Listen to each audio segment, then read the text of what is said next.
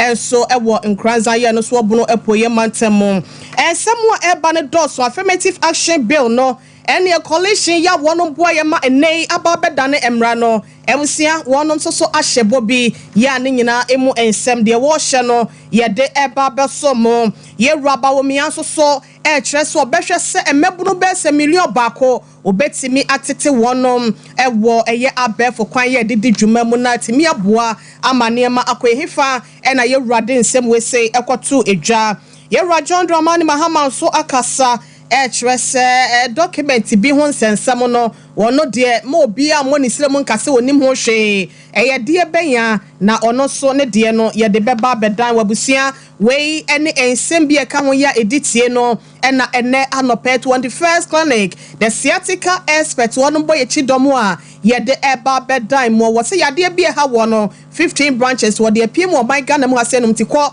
Kojia yarisana Europe tour no so mo abroche no momodia emfa mo ho ehiem na entimi muamo OCP Ghana Limited and so epia ye ewo one fertilizer papa ya wode abadwa mai sabusia wo ye kuani wo ye patra wo do aburu anasa wio atoko emo de a wo de ni agibi na entimi emoa won so kuayo na te no doso ebra sefatemu no wo ho nsem esiase na busia ye de beda mo nemo hye ne so maye se wo tie nsempei e de afa Sompa TV Sompa 93.1 Sompa 98.9 and a Sompa 90.7 no edi fumpa edi adenteche edi afa Facebook no so Sompa TV Ghana and a Sompa 93.1 YouTube no Sompa TV www.sompaonline.com semni nyina da ye de akogo bedem akosanim na ejewo de kenkan na tie bi nso efafa ho anopei mosomfo me Ohinire mame ekua yeboa esia mabronya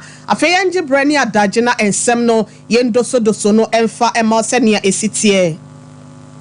ye sha sia na besen finhye duasenie ena ekoko ahodo ya chese wonom so efisa wo hwe my Ghana mu a ye ya aka ema ahye se ene kura no wo chese wo do ni chemu amna hye badwamu a ema dom ya wonom ewo ho no be se aduanan pesa wo hwe abato mpese amakoma kwa hanu aduasa adasa hanu aduoso enum a ye wona na se ma be se aduanan pe na wo ho wo de ko ha mu nchichemu na ye 14.5% a wo se enya de a eso anie se wo de wani chechiremu ewo abanyuma ahodo ene ye board ya wonom krokro anyuma no a wonom so behwe ebia no oba ekome ba akopɛ na wotua mema be senkono mu edum nwotwemo ebi wo krampa wo baba ko enimo na yamanyo semu ye fie mu afe yamamremu sa hu sensem ni nyina ahemafo kra ye kɔ ba bia yesi ha senom no ahemafo emowura ha fi se ahemu enkoa enewura ha senom enansa yosonti ena koku ahodoe wonom ekeka wo ho ebubo mu ekyere sesede ne masiko no wo ba wo mu ayeye ye de oba kyekere man eye bibia etimi bɔhwe kontempa so ema asomdue befie nte no wonom bepere amama se beya ye de nyina esi susu dua so a ye nyina ye betimi akaripe ewo nwuma mu na bibia mu so no etimi aboanye se wo ba besore e de agina be makon ho fi se ye ka ne sanko ade a na kyesanya ade ye o mu hwe se bia ba adwuma mu anase wo ma kyekere ye mu no wokɔ baabi a wanya makra na yebenya besa 30% wom na etimi aboa na nyakopɔn ayadom ena no brada ena ye rasuma na Kingsford Pabem na hyebedwam chiamehene wone ne dom etena se na ma me da ko new ma ya wone ye sofo ya wo hwe ma ne mema enso ye die ne nkwada ho bambo ho no wone so kopagya ba ye wonom ye ane anase da bia bato ne ko wie ye no na ye se ane ye ngi ento no nti no ye rababen achi atom ye nei eba be ye mra na ho eniema hodo mra ye bebatabata ho ekwan ye befa so a ye be ye sa niema wesi amena tintim committee ya wo bepa wonom na watimi awura kwagigidi data ne ade no eno ho dwumadie no na edro ebusia affirmative action be coalition se koye omupiri ba ye ya ye ne etimi abeye mrei wonom so ahyebo kire se ensomo awiemo ba bi o hyase free ye no wo ma no entim wo bekoso na watai aban ne mpanyimfo achi de sefata se wo yo ede boa wonom wo committee tie ya wo ba beboa ama sadwumadie we ana mra we se atimi atintim ye na eniema sefata no akade bia so no etimi abebata ho no wonom ahye bosom behwe aboa ama no awie mu die convener edema coalition ya ma me Sheila menka premo wono ene de nsem we sei eto nsentwerefo anim. So the Affirmative Action Bill Coalition, which is made up of a number of CSOs that came together to push for this law, the objective we set for ourselves are twofold. One, it push to have the law, and once the law is enacted, would also push to ensure that it is effectively implemented. I have a history with a similar objective, which was to push for the Domestic Violence Act. Afterwards, we worked together with the ministry, developed the implementing legislation, and did other things with them to ensure that the law worked. So it's the same kind of energy that we are bringing to this law. I mean, having helped to push to have it passed, we will also help with implementation. We will work with the ministry in developing the relevant regulations or legislative instruments required for it. And one of the things that is supposed to be done is to come up with a plan of action to ensure that this is supposed to be developed by the Gender Equity Committee that is responsible for the law. We also work first to ensure that this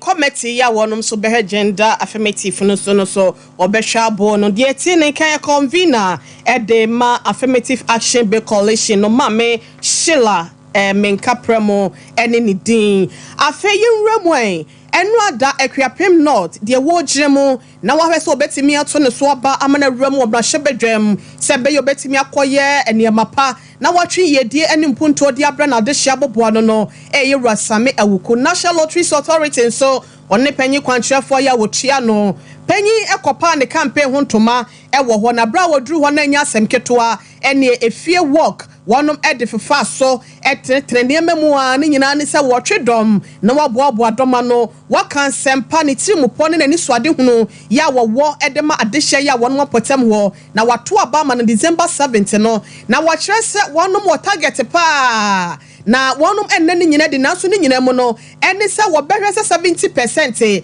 yento aba ne wie no na Akuapem North watimi asesa de abonebo ne bia ka presidential candidate Yewura Mahmood Bawumia na etimi aboa amono so no ene timu poso baba ya mampanyi no etimi abemu na Yewura Same Awuku die echi no na chese edoma hodo eni nti atwotwo wonoma ya so mabodi sem to adonko yeye ewo MPP amanyoko no nyina no ede wani monyam ekota adwumadie no achi enam sa yo so Yewura Dr. Mahmood Bawumia Frank Akitafo edema amanyoko enso ede no ho ehyemu bi na bra wokodru wo no Yewura so de nsam tuja ena wo chese wo hwe enwuma ho nsam a o my God na mo abai bi obebebia no wo ye na afam de na so na dodanko akufo do ba ye de wa man enema akọ enimu papa ye ahokyere eni chese wo ha hodo ye ye hyehyia ewo amemmo ni mu no wo kyerese eye wiase nyina na so no wo toa so aye ne de na ono so asese wo ba obehwese abefo kwan ya ye didi dwuma no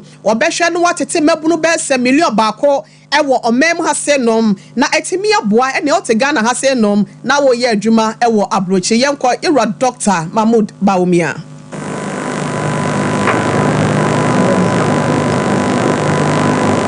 Ejuma aye. Jobs will be my major focus. Now, me be training 1 million youth in digital skills. 1 million youth in digital skills. Ohana ejumano ewo ubetimenya digital skills. Unko university as long as you can read and write, you betimia train you. Now when your digital skills, uti akroponha na uyejuma what America, what Canada, what Japan, what UK, na uti high because who are digital skills, not limited only to Ghana. The whole world is open for you.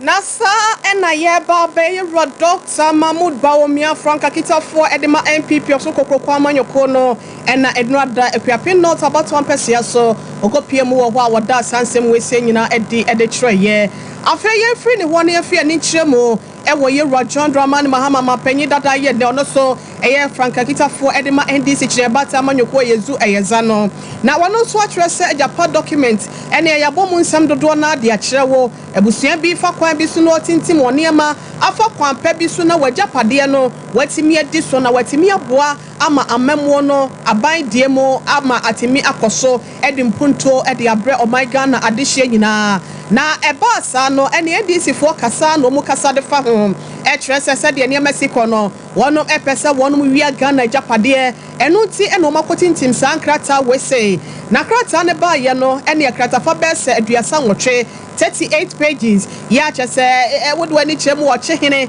amɔtio foripanya wɔno ne fo nyina da ne mu bare yɛwura akufo ɛnso Nana Addo Dankwa ɛnso deɛ ɛka ho bi ɛna ne papa ne kyɛ sɛ wɔn a wɔn keka ho na ɛno ɛna asɛm wɔbɛto adwa Nana Addo Dankwa akufo ado si wɔnim ho hwee wɔkye hene ɔsagyefo amɔtio foripanyi ɛnso aba abɔnten sɛ saa nneɛma na ɛkɔ soɔ no wɔn pɛ saa ɛnyɛ adeɛ wɔnim ho hwee nti no wɔn nyinaa akasa ɛkyerɛ sɛ krataa no nipa a wɔde ba abɔnten no wɔn ɛnhyɛ dɛ nimu adekodeɛ nti a ɛnam so a wɔde wɔn mfonyin ne adeɛ ne nsɛm bi ɛbɛwurawura mu nti wɔtwe wɔn ho ɛde afiri agyapa document no ho nanso yɛwura John Dramani Mahama abɔ abɔnten ɛkyerɛ sɛ ɛyɛ bosremu kansɛm ɛna mpanyinfoɔ no ka so obi bɛka kyerɛ sɛ agyapa document no anaasɛ nneɛma amakyerɛkyerɛ mu no sɛ yɛn tintim yɛ ana wɔ boa fi sɛ wɔn tintim ama na ba bɛyɛ nwoma yɛ wɔn ba bɛgye atom a ɛde di dwuma korampo no ɛyɛ bosremu kansɛm ɛna wɔn tum fotoro ɛde agu amanfoɔ ne nti sɛ wɔte nsɛm bi saa ɛyɛ horodohoro adansɛm sɛ agyapa document no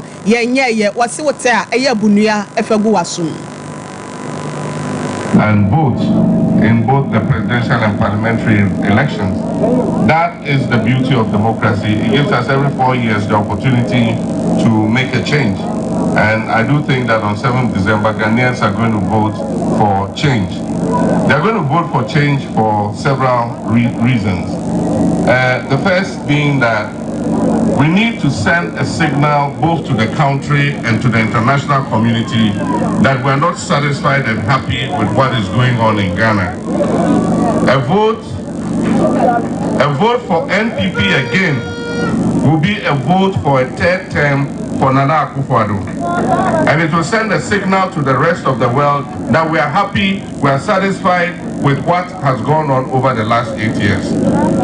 I've met several investors and all of them are saying they are waiting to see the result of the election before they come and invest their money here in Ghana. This is that they subjected Ghana to, for the state capture that they have implemented in Ghana over the last 8 years. Buying every state property, buying all the government lands,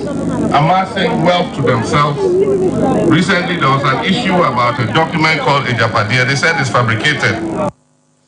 Abusia wanum se bosremu ka omoboa Hera John Dramani Mahama ya okita Frank emu ehu ni papa konkoden wase wakwakoji 2 minute their friend people nsem e was 7 December abato ni mu no e na yekọ ekotie no na abusia na do this me wade tuja e wa bra wade ne nto abo hyehyɛ so e wo atifi epoye mantemu na bra wokodru eye pusi ga mpatam ho no wada sansem ni nyina edi wieye no e na wo kyerɛsɛ wo hwɛ wedana ekro ba ko ya no so pusi ga mansini mu e wo mantam ya me bodin mu a emebun duduo na wo ho nsapan e na kyerɛsɛ wonom de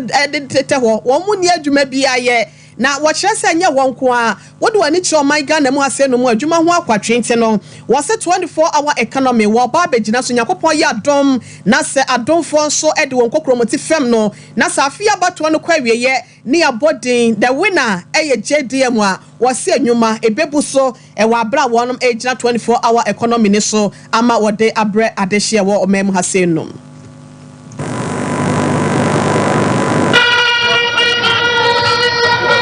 Abinda Ke Gabamu, our number one priority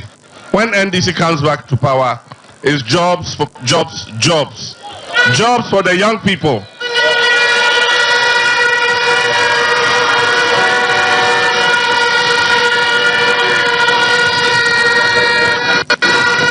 And that is why we are bringing the 24-hour economic policy.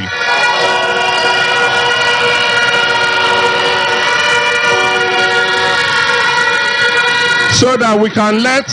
businesses take on more employees and create more job vacancies for our young people. Because right now, we work 8 hours a day, from 8 o'clock in the morning to 5 o'clock in the evening.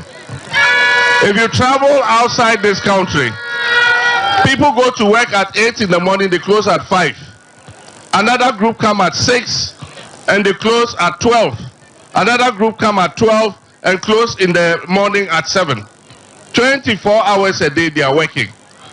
And you can't let only one group of people work 24 hours. So it means you must employ more people. And that is how come our young people will also get work to do. Ebusianye Roger DM ene eko tie no afi no obeka ye ho a Sompa TV Sunie Sompa 93.1 FM Sompa 98.9 and a Sompa 90.7 no see broadcast no ene etutu ne srani abasade ama wo no kaye ho e wo Facebook no so e Sompa TV Ghana and a Sompa 93.1 YouTube no enso edijuma e Sompa TV ye kwaye nim na ye remo no na ye remo e wadwuma ko enyam siam abato pesua so ma hwebadwani ya wodwani kyeremo e wo eye emra hwebadwamu a wono e na dom kuma no ye won ba no dani na nsanyada e na yura Godfred Odame aban lawyer panyin ya wono so ye atentene so afọ wo mem hasenom no watabri no e de kogina mo e wo eye court na na asem won ne kwadu ya wode bo ni nyina no ene se ambulance won sensem bi yade a ekwan ya wo fa so ye niema no ye no troka ma meyi ebo kente ne o meyi ne ho ano e wo court e ma ye wura bia ono so ye dance ni trodo japa Richard ebegina mu ya chese ono so dance obedi ye chese wura Godfred Odame afrani tetefon so a convincing wa dead no say oh dia dance ye tia ye wura to kill so forcing na woni for di for we a na chese de wo ho ne ya to aso e wo ho na so e kodru mu na chese ne nsem ni nyina no akwaya se court no atena so ye di kwani abasa si so ne dru ye no na chese akwakọ wie se ye wura to kill so bedwa ya wonom tena so judge for me ensemu a ene o tire krata asam no odi for bi enti o mu hwentena so no mu wie no ekwa wie mu bi no so o ma dia atomie ba kon se da bi sa tansa ne yenko so afama eno chese ne ho afinti won fa ne ho enkonkodi ene wo se bopa ya ndi sima ene edom kuma ya wonom wo mra hyebedwam no wonom boy etutu hire efrefra nwira e wo mra hyebedwam no na nye asem kuma na ne nyina echi no kitawode bofotene edema NDC chire bata amanyokoi eyeye Rasami Jamfi lawyer ababonten etro se santansan ya wonom de follow dom kuma no ba no den ye rato keso no enya ade anyina so bia wo mo na wonom bota ya wo se ye Godfred Odame atentene so afo ya wota ye aban lawyer panyin no de na wo hwehwe nyina ne se anko obeko de ama PP na wonom bota ye se obehwe ene ye tunade so e de afra dwuma ko enyam abato mpesua no so ene ye kwakoye by election na koma fa so awie sika no ma fa omu nipa de akwakohye o se wei enti ene bota ya e ma wonom yes na so ne nyina mu no ankwa ankosi aga ohuru wo mu wode nkyeremu akwa amayen.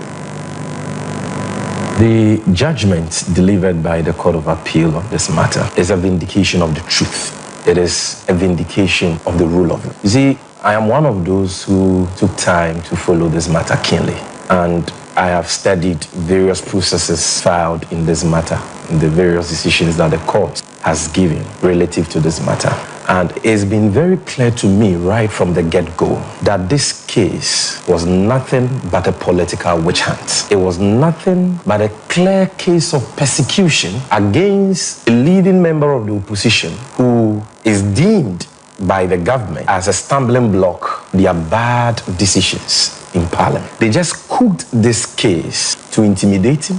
to kick him out of parliament in the hope that there will be a by-election that they can influence with money, because according to them, fancies are cheap, as third accused.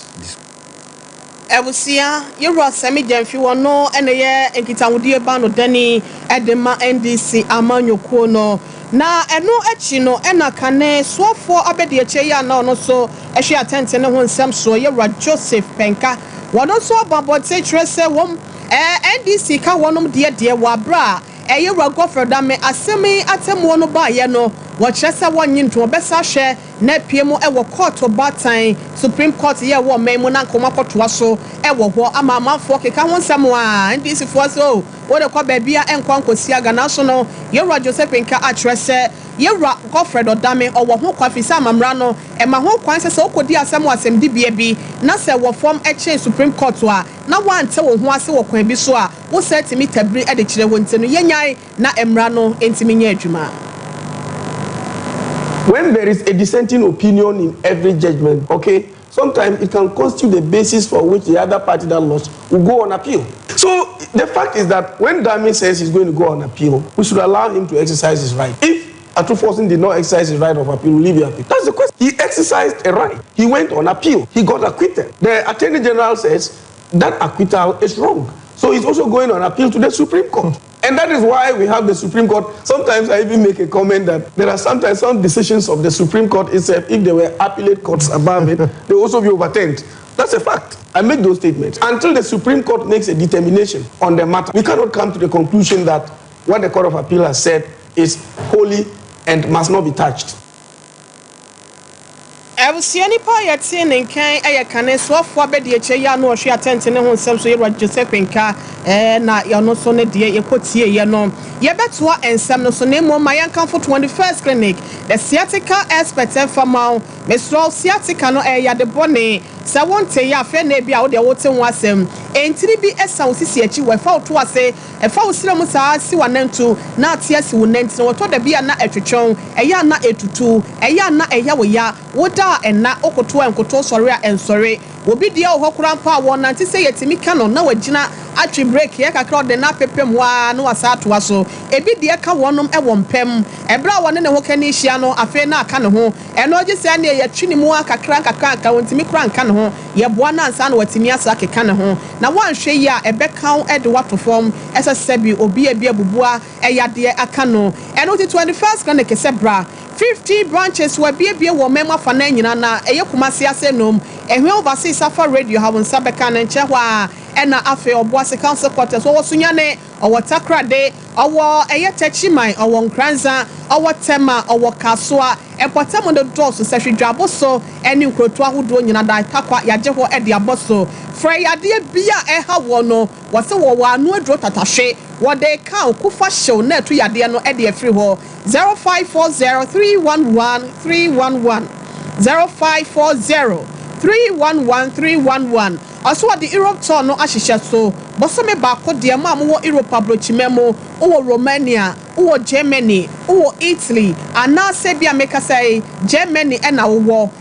kro bia wo so Europe memo bia wo de friend number ya me de to dwa na say WhatsApp doctors no wonu madru wo dada bosome we say da ye to so aduanu ba ko e no besa dan wani e de ache mo my Ghana mu asenum ti fa sa akwanya we say so wo na dodo na e wo wanim say wo betimi no madi ahia mo ye kokko asafo anasa nkrankra busia eno ane sa wo fa ben na no madi nkita ho 0244 915-116 0244-915-116 na bibia so akoso tote e de amount mesro wo ye kuani wo do patra anase wo dua bro atoko ayuo emo wo die nie tie dia make na channel so na ye ne sa fama me na hwe nsunsu so papa e de bebre wa brabo ni nyina ne se OCP Ghana Limited wonom e ya dwumako bi ya fertilizer papa de egu no ba yeso e ma ne so doso e ma okra etimi gye wonsam no wonom e de dia ba no ti wo se OCP MPK 15 no kwakwaji bi afe OCP MPK 20 anase 10 OCP MPK 10 no wasa kwaji bi na entimi mu a wo de fa pete no ba ye no so na hwe se de besia so doso de ama wo ego chemical shop bi e ebuso e wo ho numbers no e 0555 909437 and now 0555 909433 ofra wonom a obejo so sebi a wo bia no wahwe edia no ye etimi edia ma yenko ensem ni mwen na yekwa aban no sabe wahye eye mra edia base wonom a ya wo kɔ epo ekoyinam no ewo ho a wasa wonom tunsuo no maponemu o makwan yeso de credo no kura kotom nemom bambo be ye adwuma wo ho obi enu ho kwan se otimi ruam se wo kɔ akoyinam ni nyina no eye nam ketoa na wonom wo aponemu no wo ho bambo ntia se be ya wo benya bre etimi di anyini na waya akese ama yekoyi a yetimi anyamfaso e de ama o my Ghana no ti ene aban botaya ya wode ya saade no na enam so bosome ba ko achi ya wonom tom no ene ma me ha wa concern wono ene so for ya wo hwe nsomunam ene mu adodode nsomunam so na wono so e de abetu dwa e twese sese de e ya de aban na bie kwan mu wa wo kopo bia no e kwan da ho so betimi asan akoni nyina no e yen yo e ho ensem yenkotie ma membra. Government and the ministry will continuously improve the sector by providing better infrastructure, introduce new technologies, implement alternatives, livelihood programs, train and build the capacity of fishermen and women processors as a way of improving efficiency and profitability in the fishing industry. Our goal is to create a thriving, sustainable fishing industry. Abusia ewutu senya east abatuo mpesi asomra shebedwene ya wasaya swafo ya yensu enimu adodode nyina ho nsam ehye ne nsa no mame Mavis hawa komsin ena yekọ ekotie no abusia yede si ase no nemom mayemfa aseda emfa emma agundia be sheriff wo hwe eye kase ewo Facebook afa lucrative CK yeda senana akua adepa do big o mayache yaje so ba kono for so for miss gospelele so wakasoa wono so ehwe dwumedie ewo Facebook na yama Abbas Yusuf nso mo ene yo mo amode bi ba ye wo YouTube ene Facebook no nyina so no ye beda mo ase brena so ye fa se da ma ye rasante ye bo Benedict wa isamfo panyi news for ya wonom ewo Sompa 3.2 kumase kase dem nya kwa bro no ma ebubro kosia papa bi obumpa wono so ne dome so mo ewo eye sunya ne Sompa 98.9 ena afe apam dada no a ene eye papa to systematic mo enso boa ye etu bi mane adehye ya wonom ewo bonopo ye mantemo efa nkranza ebusia be masafo kantanka wono ene hwe ya wone eye biame banking azuka wonom ema ye hwe social media handles no kase ye timitie bi fa ho na ekobeje sisempre be manso no ye nano ase TV MC Sompa TV on ne hwe ye boaboa nema no ema wo hwe live me did wo hene ire mame akua ye boa esia mabro